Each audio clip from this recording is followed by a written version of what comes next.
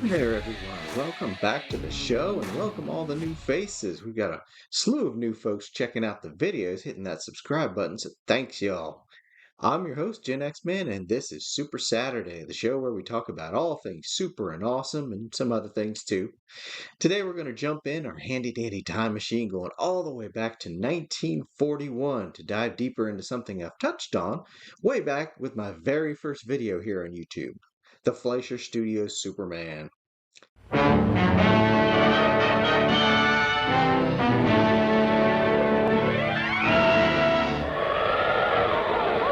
in the sky, look!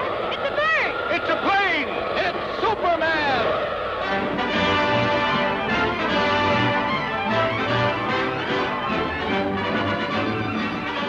First, let's set the stage just a touch. The world is consumed by World War II. Germany invades the Soviet Union in June, and in December, Japan will launch a surprise attack on the American fleet moored at Pearl Harbor, drawing the U.S. into the conflict. Mount Rushmore is completed, and we see the debut of the timeless heroine Wonder Woman. Into this world comes a series of 17 animated shorts produced by Fleischer Studios, an animation studio founded all the way back in 1929 by brothers Max and Dave Fleischer. It was a direct competitor to the early Walt Disney productions during the 30s. The Fleischers would helm the studio until 1942 when it was absorbed by Paramount, with characters like Coco the Clown, personal favorite Betty Boop, Bimbo, and Popeye the Sailor. Fleischer Studios had propped itself up on the backs of funny cartoons before turning into more action-oriented fare like today's focus, Superman. Although Fleischer Studios only officially did the first 9 episodes, its successor, Famous Studios under Paramount, was more or less the same track. All 17 are considered some of the finest work and the most lavish budget one will find on tunes produced during the golden age of American animation. There was a poll back in '93 of the 50 greatest cartoons of all time, and these made 33. I felt that should be higher. A little bit of trivia. Apparently, when Fleischer Studios started work on the cartoon, the animators were inexperienced in animating normal looking characters, so they were primarily cartoony types. So Max Fleischer hosted a class to instruct them. I would have loved to have worked for an employer that actually bothered to explain the job. That must have been something. But I digress. Well, it just so happened that Joe Shuster himself, co-creator of Superman, just happened to be in the Miami area where Fleischer Studios had their office and got wind of what was going on.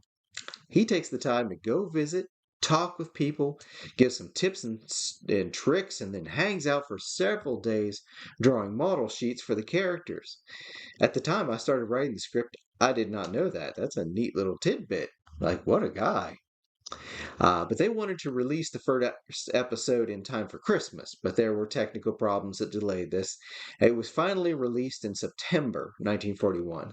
The episode was nominated for Best Cartoon Short, but ended up losing to Linda Paul, a Pluto cartoon by Walt Disney and RKO. I would have given it to Superman, but that's just me. Those of you familiar with Ralph Baksh's work may recognize rotoscoping that went into this animation. That's the process of tracing animation or drawings from live footage. And honestly, it's really the precursor to modern day motion capture if you want to think of it that way. They have a real physical actor doing real physical movements and gestures and such.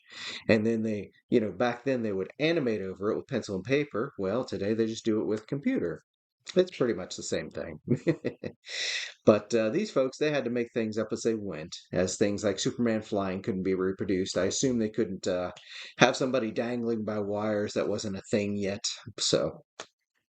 But the opening lines are credited to writer Jay Morton and have since become irrevocably tied to the Man of Steel's identity.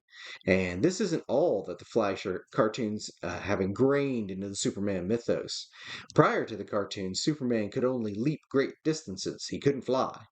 When animating the sequences, the studio thought it looked stupid and asked permission to change his power to flight, and the publisher agreed. So that's where Superman's power of flight comes from. Also, his trope of changing costumes in a phone booth was introduced in this cartoon.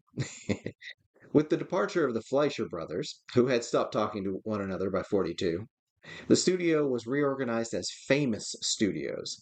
The successors cut numerous corners and got the budget down, which negatively impacted the quality of production. This is for season two. Also, the stories took on a darker and a grimmer tone, with the Fleischer Studios ones being more science fiction-y type fare. There was a lot of World War II centric stories after the transition, notably The 11th Hour, where Superman sneaks into Japan to perform some good old fashioned sabotage. That was quite the departure. In spite of the problems and the tonal change, the cartoons have remained in demand for decades, so long, in fact, that they fall into the public domain, now widely produced on various media. I've got my set. I took a glance at all the sets that have been produced through all the various companies, and it was a list as long as my arm. So wherever you can find them, don't worry about if it's the official version. It's public domain, so it's the Wild Wild West. Just get whatever whatever set suits your budget, your demands. And as I always say, get your physical media. At the time of this recording, all the episodes can be found here on YouTube for free if you're interested in browsing before you buy, but I highly recommend these. They are absolute gems. I consider this one of the pinnacles of animation quality. They are fantastic. A real window into another time and a delight as far as just flat entertainment goes. For any fans out there of the Batman animated series, it'll come as no surprise to you that this series influenced that and later projects. The animation styles really almost look like spiritual successors or logical evolutions, however you want to look at it. In 1985, DC Comics named the Fleischer Studios work as an honoree of the 50 who made DC great. Alex Ross, as well, the incredible comic book artist, has named the cartoons as an influence, and there have been numerous homages and cameos drawn from these cartoons, not the least of which legendary Japanese writer-filmmaker Hayao Miyazaki. Anyhow, that's all I've got for today. I hope this little video paying homage to one of the greatest cartoons of our time has entertained you. And if it has, might I impose upon you for a like? Feel free to hit the subscribe button on the way out. Welcome to everyone who did just that recently, and glad to see y'all, everyone who's returning. Thank you for a moment of your time. This has been Super Saturday, and my new t-shirt I got off Amazon for Prime Days. It's still friggin' too hot out there, so make sure you're drinking your water. But go watch some cartoons, read a comic, roll some dice, put in a good movie, do something fun, bust out those old action figures, and as always, have a good one.